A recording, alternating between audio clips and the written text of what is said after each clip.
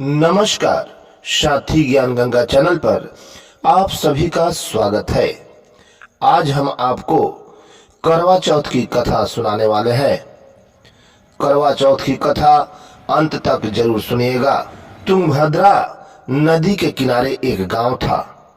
उस गांव में अपने पति के साथ करवा नाम की स्त्री रहती थी। करवा बहुत ही सती स्त्री थी और पतिव्रता थी। एक बार की बात है कि उसके पति तुंगभद्रा नदी में स्नान करने के लिए गए। जब वे स्नान कर रहे थे उसी समय एक मगरमच्छ ने उनका पैर पकड़ लिया। पति चिल्लाने लगे और चिल्लाते चिल्लाते वे बहुत ही घबराए हुए थे। तभी करवा के कान में उनकी आवाज पहुंची।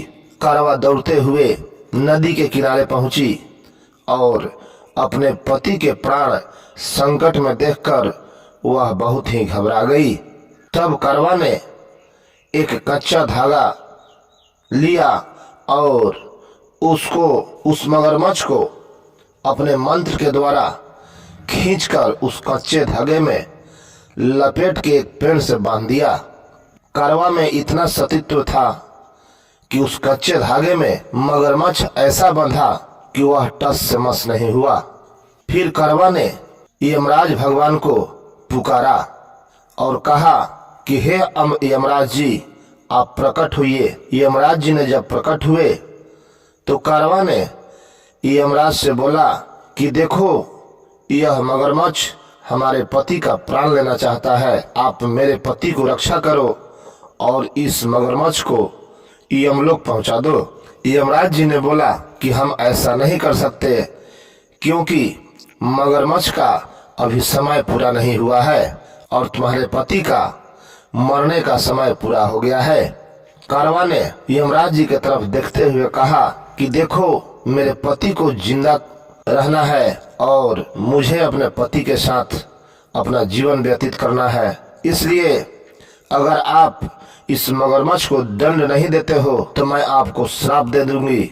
यमराज जी ने करवा की सतीत्व के श्राप से भयभीत हो गए और उन्होंने कहा कि नहीं नहीं, ऐसा मत करना।